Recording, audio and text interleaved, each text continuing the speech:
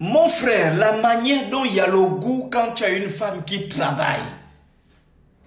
Oh, je ne sais pas comment, mais je vous dis que les gens qui savent garder les femmes, ils tombent toujours que sur les cabris. C'est-à-dire que c'est rare de voir ces gens-là vraiment avec des femmes qui suivent, qui travaillent. Rien.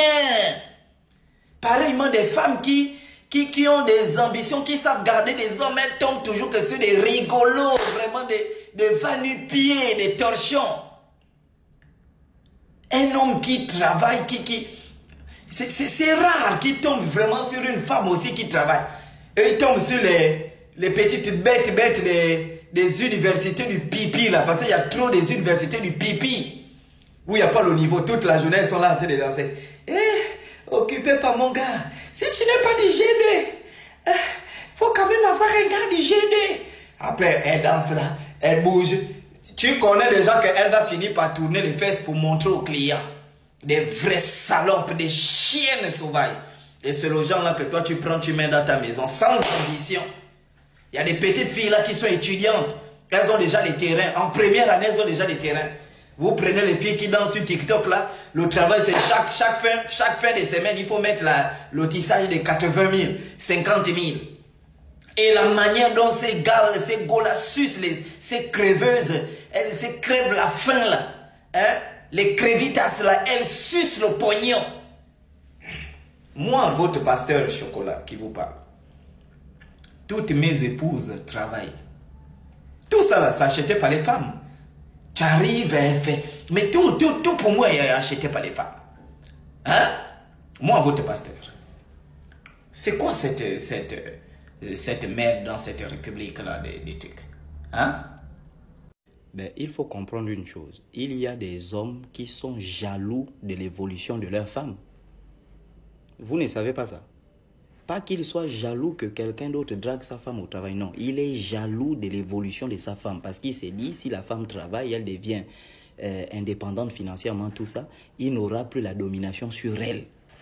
Donc il va interdire, il va défendre qu'elle exerce toute activité pour qu'elle soit toujours dépendante. Il y a des hommes qui sont des sorciers. C'est comme un homme qui frappe sa femme. C'est un sorcier.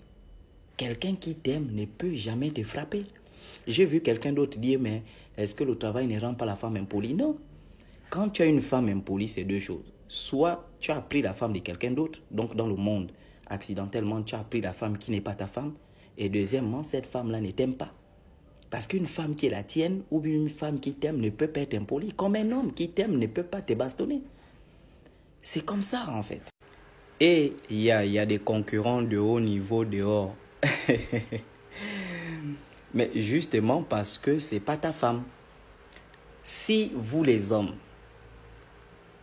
animistes que vous êtes, vous interdisez à vos femmes d'aller travailler parce que il y a des concurrents dehors qui vont baiser vos femmes et que ces concurrents-là arrivent à baiser vos femmes, mais c'est la preuve qu'elles ne sont pas vos femmes. Et ça, je vous dis, c'est le plus grand signe chez nous les animistes bantous que cette femme ne t'appartient pas. Et je vais vous donner l'un des plus grands signes, sans être initié, sans être spirituel, l'un des plus grands signes qui vous montre que celle-là ou celui-là, c'est ton mari depuis l'au-delà. C'est que quand vous vous rencontrez, vous allez vous deux faire le même témoignage. Ah, depuis que je t'ai connu, l'envie des autres femmes est partie. Elle aussi, elle va te dire que depuis que je t'ai connu, l'envie des autres hommes est partie.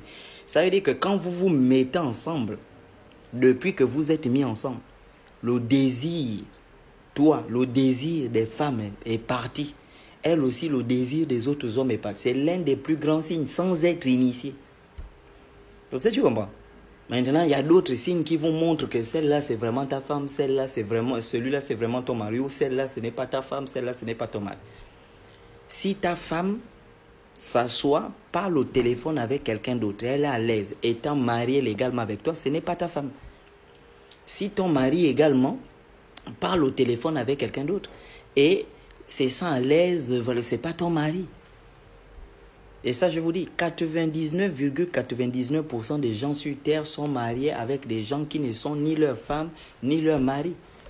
C'est pourquoi l'une des techniques ancestrales les plus utilisées pour connaître qui est ton mari ou qui est ta femme, il y a une initiation qu'on fait là.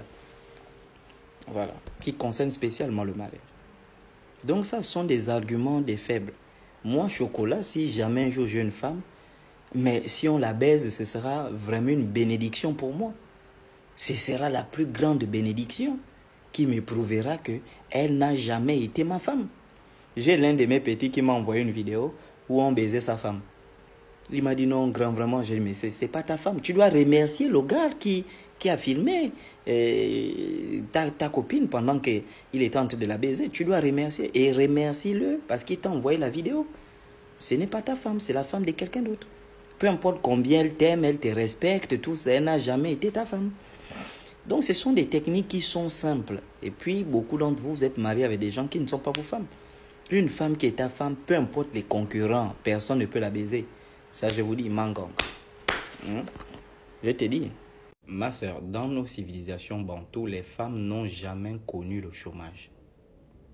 Vos arrière-grand-mères étaient toujours occupées. On a enlevé vos arrière-grand-mères de leurs occupations bantoues pour les amener à l'école et à l'église.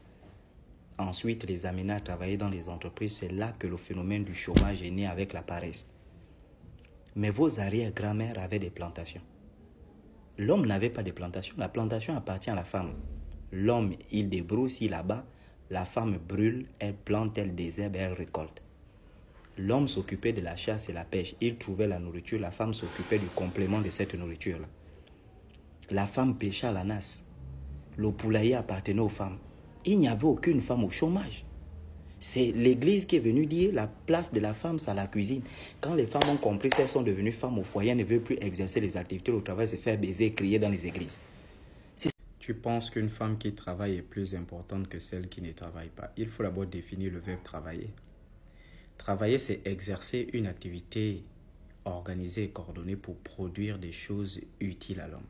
C'est-à-dire des biens et des services qui seront utiles à l'homme. Et quand on dit une femme qui travaille, ce n'est pas travailler à la fonction publique nécessairement ou travailler dans une entreprise nécessairement, mais c'est exercer une activité génératrice de revenus, qu'elle soit au compte de quelqu'un ou à son propre compte. Tu ne peux pas, la seule chose que tu donnes à un homme, ce sont tes fesses sales-là, ce n'est pas possible. Si une femme n'accepte pas d'être avec un homme qui ne fait rien, ben les hommes aussi n'acceptent pas d'être avec des femmes qui n'exercent même pas des activités.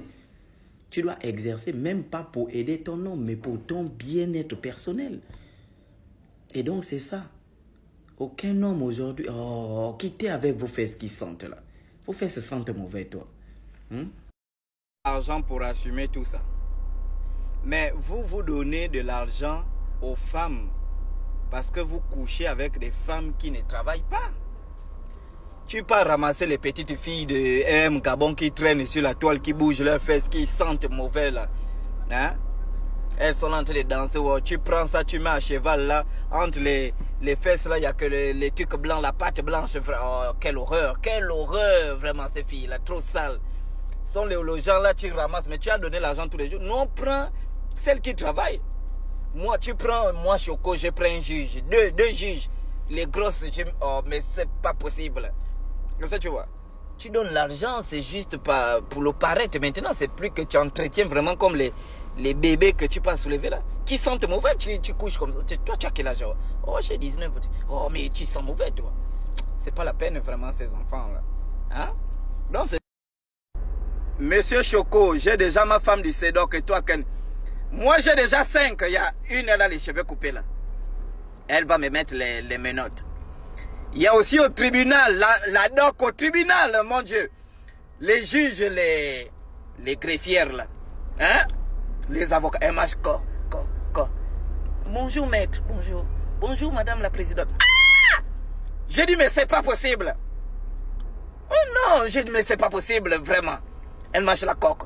Je devais même dire aux gardes, mes aînés de la garde pénitentiaire là. Que non, mais attrapez-moi, vous m'amenez. Citation directe chez le juge, je vais seulement la voir parler, lire le droit seulement. Je suis assis, je vois comment le juge la parle. Une beauté, vraiment bien. Elle mâche la coque. Bonjour, moi. Ah, mais c'est pas possible. Je vais prendre 5. procureur, je prends les procureurs magistrats. Femme là, je mets chez moi. C'est toi le patron de TikTok. Mais oui, c'est moi le patron de TikTok. Le fondateur de TikTok lui-même, je l'ai bien ramassé, bien insulté. Il bloquait mes vidéos au début là. J'ai publié, il bloque, j'ai publié. Je l'ai bien insulté. Il a dit, oh, laissez le chocolat. Je suis une icône nationale.